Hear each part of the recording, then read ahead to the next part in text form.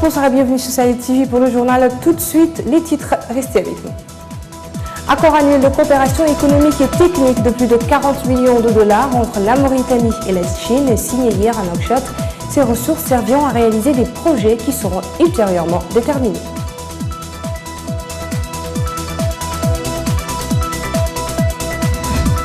Plusieurs communes de Nouakchott connaissent des travaux de réalisation de la voirie. En ce moment, dans la commune de Sepra, ces nouvelles routes sont plus saisissantes. Un rêve de plusieurs décennies qui se concrétise.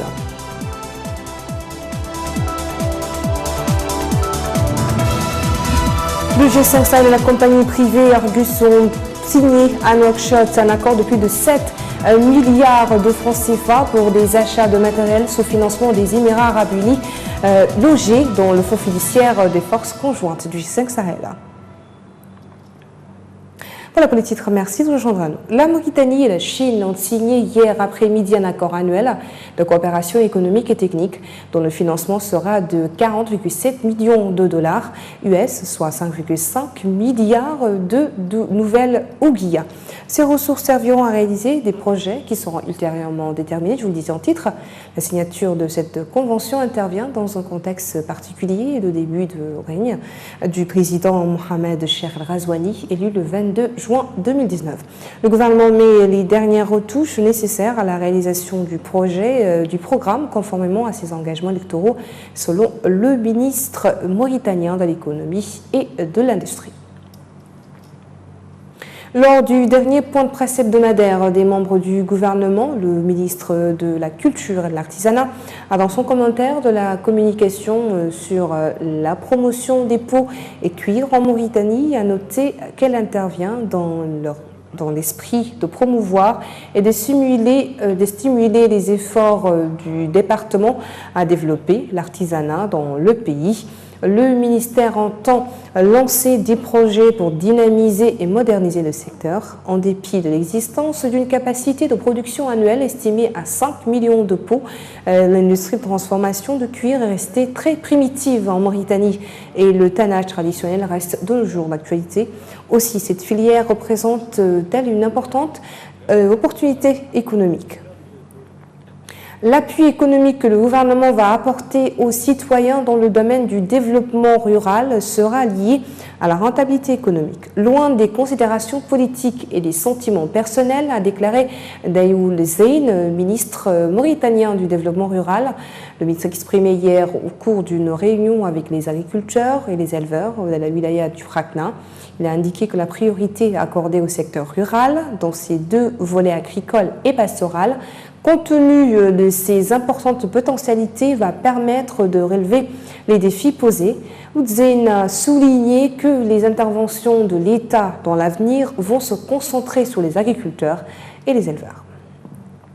Plusieurs communes de Nouakchott connaissent des travaux de réalisation de la voirie en ce moment, avec notamment des nouvelles routes asphaltées ou encore la réhabilitation des réseaux existants. Mais dans la commune de Sepra, ces nouvelles routes sont plus saisissantes. Les populations ont été agréablement surprises de ces travaux, un rêve de plusieurs décennies qui se concrétise alors qu'elles nourrissaient le sentiment d'être abandonnées. C'est Récidibé. Sepra, 127 000 âmes, c'est l'une des communes les plus déshéritées de Nouakchott. Elle a souffert des années durant de la quasi-absence ou de la vétusté des infrastructures, notamment routières. Sepra était synonyme d'enclavement, surtout pendant la saison de pluie, où il était presque impossible de se déplacer ou de trouver un taxi. Désormais, une nouvelle ère commence pour ses habitants. Pour la première fois, la voirie de Sepra connaît des travaux de réalisation de 7 km de goudron.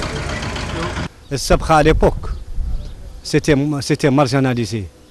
On ne sait pas est-ce que c'est l'État ou c'est la population de Sepra. Et alhamdoulilah, avec ces dernièrement-là qu'on a eu le goudron, on a eu plus de 6 goudrons dans la Moukata, première fois dans l'histoire de Sepra. Il y avait 3 mètres qui sont passés à Sepra. Malheureusement, on n'a jamais vu entre les 3 mètres Lengam et Rabi et Tcham. Et le dernier, 4e, c'est Aka Soumari. Le changement, on l'a trouvé avec le jeune maire de Sepra qui commence à demander de l'aide pour les gens de Sepra. Si certains citoyens reconnaissent l'importance de ces nouvelles routes bitumées, Ils estiment que les autorités doivent faire mieux. C'est bon parce que 5e, ça inonde depuis 1960 jusqu'à maintenant, ça inonde. Mais s'ils ont fait la route aussi, c'est bon, c'est très bon. Ça va diminuer les inondations et tout ça là. On est intéressé sur ça. Mais ça... La mairie de Sepra se réjouit de ces réalisations qui vont changer positivement le cadre de vie des habitants. Et vraiment, nous nous félicitons de ces routes qui ont été augmentées récemment dans les voiries de Sepra. Là. Vraiment, c'est un grand plaisir pour les Seprois, c'est un grand soulagement aussi. Parce qu'il y avait que 2 ou 4 axes qui étaient goudronnés. Actuellement, nous avons pas mal d'axes. Et vu l'état de l'avancement des travaux, vraiment, les populations de Sepra doivent s'en satisfaire. Et vraiment, nous remercions les autorités qui ont initié ça. Et nous remercions aussi le maire pour le soutien, le choix qu'il avait fait. Et c'était aussi ce choix aussi, c'était juste aussi pour l'émancipation ou bien pour l'intérêt de Sepra. Avec cette nouvelle voirie, Sepra a changé de visage. Il offre désormais un cadre plus attrayant au grand bonheur de ses habitants qui se déplacent désormais sans encombre. Mais pour la durabilité de ces infrastructures, les habitants doivent eux aussi jouer leur partition en faisant preuve de civisme quotidien. Le G5 Sahel et la compagnie privée Argus ont signé à Nouakchott un contrat de fourniture de matériel au profit de la force conjointe du G5 Sahel. Cette transaction d'un montant total de 7,7 milliards de francs CFA a été ficelée par le comité de soutien à la dite force suite au financement des Émirats arabes unis logés dans le fonds fiduciaire de la force conjointe du G5 Sahel. Cette transaction se matérialise grâce au financement versé par les Émirats arabes unis au profit du fonds fiduciaire créé à Nouakchott où est basé le secrétariat du G5 Sahel. Ce fonds est constitué de 2 organes, un comité de soutien et un comité de contrôle. Le premier étant responsable de l'organisation des transactions. Ce marché intervient à l'heure où les pays du G5 Sahel peinent à rassembler les fonds promis par les bailleurs. Selon les différents scénarios, seuls 5 à 20% des 414 millions d'euros garantis en février 2018 lors de la conférence de Bruxelles auraient été versés jusqu'à présent, dont l'extrême majorité provient de l'Union européenne. Les Émirats arabes unis n'auraient versé que 10 des 30 millions d'euros attendus. De nouveaux décaissements seraient néanmoins intervenus il y a peu, permettant à la force G5 Sahel d'entériner des commandes de matériel militaire. La menace terroriste progresse au Sahel et lors du sommet du G7 qui s'est ouvert aujourd'hui à Beriz, il sera question de financement du G5 Sahel. Le président français Emmanuel Macron veut convaincre le Japon et le Canada de rejoindre l'Alliance Sahel, une alliance créée par Paris et Berlin en 2017 pour financer les projets de développement et mieux coordonner les aides internationales dans le Sahel, miné par les conflits intercommunautaires et dont les populations dans les zones reculées sont abandonnées par leurs États pour la plupart.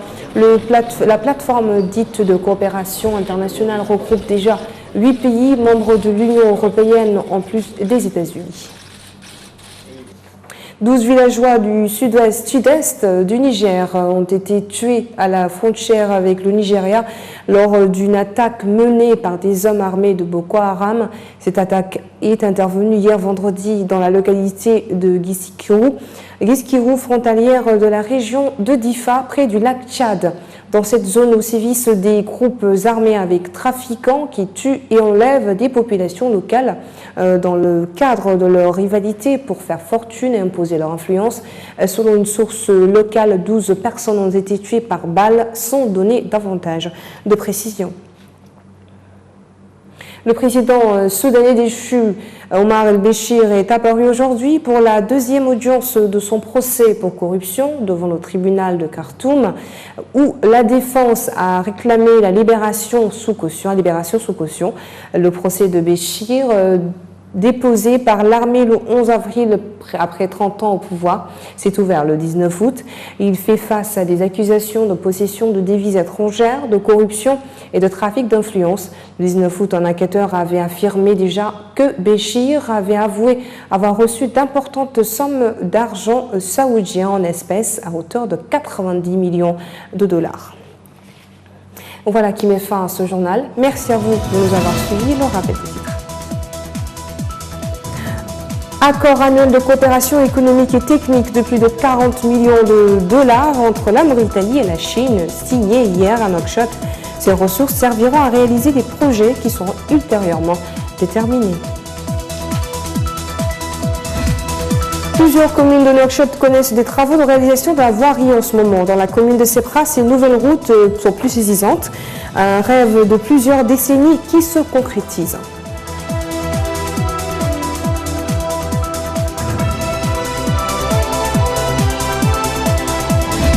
Plus de 7 milliards de francs CFA, c'est le montant du contrat de fourniture de matériel signé entre la compagnie privée Airgus et le secrétaire permanent du G5 Sahel.